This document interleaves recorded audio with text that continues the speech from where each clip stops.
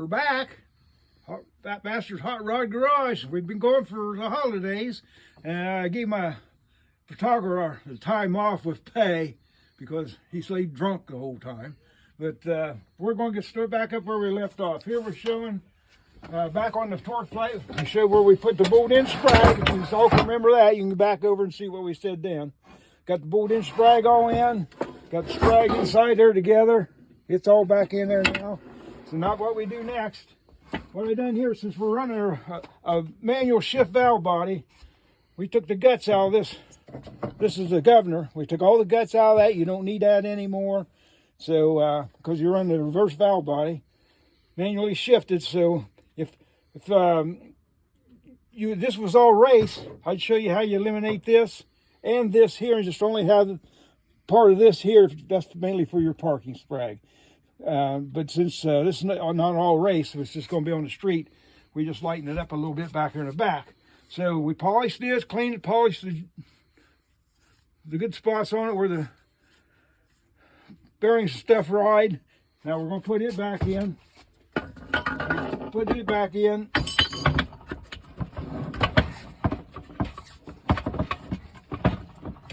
Okay, we got a delay for a minute.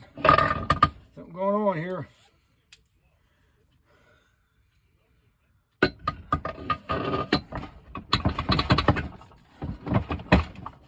There we got it. And then you also make sure this bearing spins good. You'll oil that up again too before you put it back together. So once you get that in, then next we go start gradually putting it back together. Let me turn the drive transmission around here a little bit.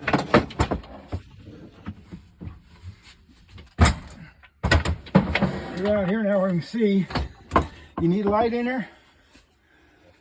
Okay, as we show you, we put the tail output shaft and all that in. What you do next is you put the band in. Put the band in, make sure here you got a little strut arm. There's a little strap that goes in here between this and that. Make sure them's in there. Then you go with just the drum. Then you got to work it back in there. There, see, it goes in like that. See, and then the band's here.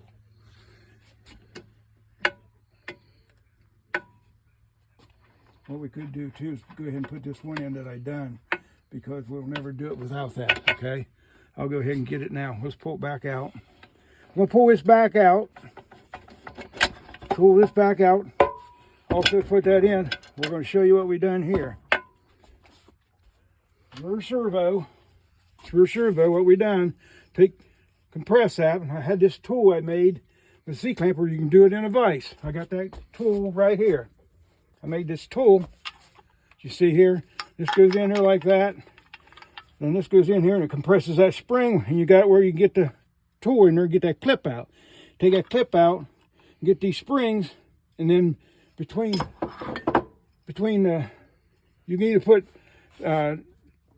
valve spring shims underneath this, make it a 1/4 inch thick, or you can put a bushing in there. You put that bushing in there, it makes that solid. And what I done, I drilled a little relief inside here, like let me see what the size was, that relief hole. I don't want to tell you wrong. And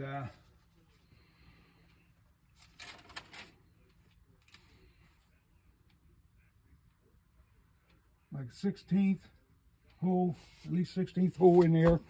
What I do is I put right through here, and it'll come out in here. That way it helps the pressure break loose faster, break down, so there's constant pressure and makes that lip seal flip over. So once you get that done and that's solid, now this is for only a reverse a manual shift valve body only. You don't have to do it with a. Then you can put that back down in there. Okay, once you got that in there, and then you can go and put your drum in. You can put that clip in after we do this. But here we go with.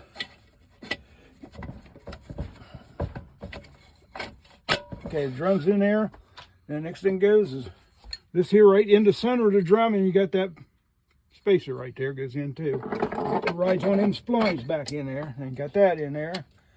Now, this is the 4-pinion gears. It's a good one. The 4-pinion is a good one to have. And just got to work it in there. Now you got that down in there, so you're ready to go. And we showed you how we done this. This is your dry shell. We told you how to all drill them holes in there in between to lighten this thing up. I mean, it really lightens it up. I mean, you don't have to pay anybody $200-300 to buy one. All you need is an 1.25-inch hole saw. And go back on the previous ones I've showed you, it tells you how to do it.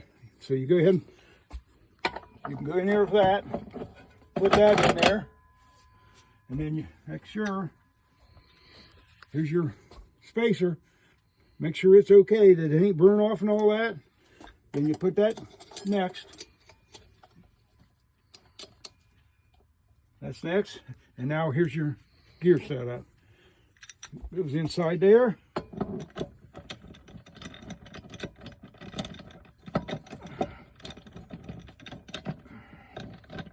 And we got a pinion problem here. Yep, that's what we got to watch out for. We may have a bad one. So we're gonna have to wait and I'll have to see what it is. So we're gonna have to go up and clean and dig out a new one, and then so the next time we'll have this ready to go back in there. For right now, I'll have to go back through my stock, and I see them pinion stuff. This here's all mashed over and won't let it slide on. You run into that problem, you find out when you're putting them together. So luckily you found out now than you did later. So let's go and do a couple other things, and then we'll shut her down for the night. And by the time I get back, we'll be ready to finish that up in there. I'll find another 4 pinion. Them, like I say, them's really good ones. But we'll go, and once we get that together, and I'll find a good one here, we'll be ready to put it in front of the. By that time, I got stuff coming in. I'm waiting on my clutches to come in, and some of my seals. I got plenty of seals, but I got a couple there I didn't have. I had to order, so I'll wait for them clutches and steels come in, and we'll have that straightened up the next time, and we'll go from there. Other than that, we would also like you to don't forget to like and subscribe to Fat Bastard's Hot Rod Garage. Bye.